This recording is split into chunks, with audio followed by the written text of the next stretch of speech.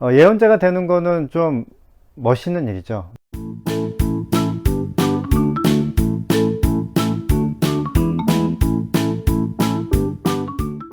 안녕하세요. 반갑습니다. 성경에는 예언자가 많이 등장합니다. 예언이라고 하면 앞으로 일어날 일을 말하는 거죠. 그래서 예언자라고 하면 아직 일어나지 않은 일이지만 앞으로 무슨 일이 일어날지 말해주는 사람을 의미하기도 합니다. 그래서 제가 이제 신학교에서 배울 때 예언자는 앞날에 일어날 사건을 말하는 사람이 아니라 하나님의 말씀을 대언하는, 즉 대신 말하는 사람이라고 배웠습니다. 이렇게 말하면 우리가 알고 있던 그 예언자의 의미가 좀 축소되죠.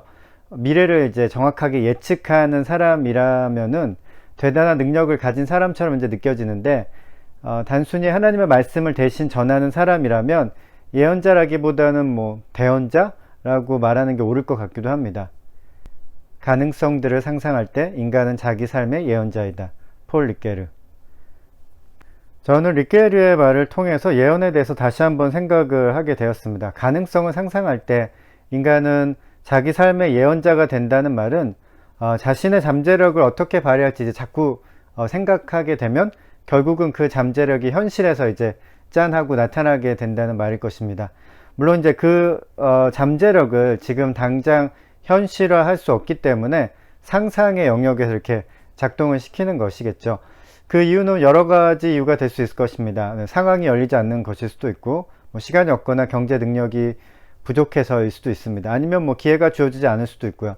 하지만 잠재력을 발휘하는 상상을 자꾸 상상하게 되면 결국은 그 가능성이 실체가 되어서 현실이 된다는 말은 그냥 듣기에도 그냥 희망 고문으로만 들리지는 않습니다. 그냥 정말 그럴 것 같아요. 저는 이 말을 들으면은. 예언자들의 예언이라는 것도 마찬가지인 것 같습니다.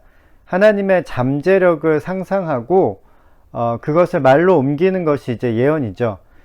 지금은 하나님의 가능성이 완전히 다 실현된 세상이 아닙니다. 지금의 세상은. 하지만 하나님은 사랑과 정의의 하나님이시죠.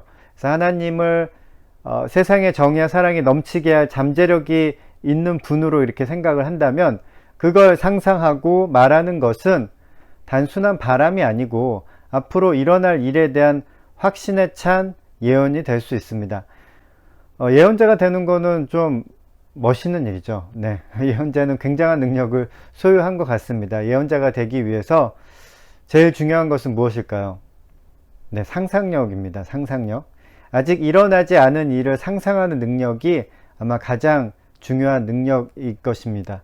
그런데 그 상상이라는 것은 막연한 상상은 아닙니다. 하나님의 예언자라면 그들의 상상은 하나님의 잠재력에 기반을 두고 있습니다. 하나님을 잘 알아야 앞으로 어떤 세상이 올 것인지 상상할 수 있겠죠.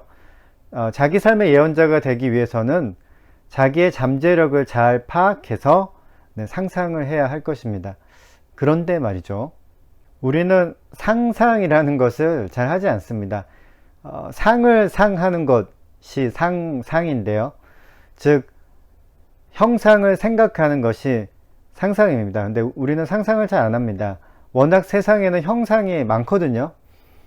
그런 형상들을 구경하는 데 시간을 너무 많이 쓰죠. 우리는 상상을 하려면 세상에 보이는 형상들을 보는 시간을 좀 줄일 필요가 있을 것 같습니다. 눈을 감고 생각을 하는 것이 도움이 될 것 같기도 하고요. 바쁘게 돌아가는 영상들이나 우리 주위를 가득 채운 그 멋진 사진들, 이런 것들 보는 시간 좀 줄이면 좋을 것 같습니다.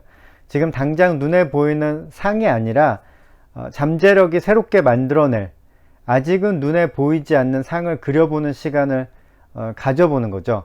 그리고 잠재력을 발휘할 방법을 찾아서 조금씩 그 상들을 이제 현실로 끄집어낸다면, 리켈의 말처럼 우리는 자기 삶의 예언자가 될 수 있을 것입니다. 상상력을 발휘한다면 우리도 예언자가 될 수 있습니다. 오늘도 좋은 하루 되세요. 오늘도 좋아.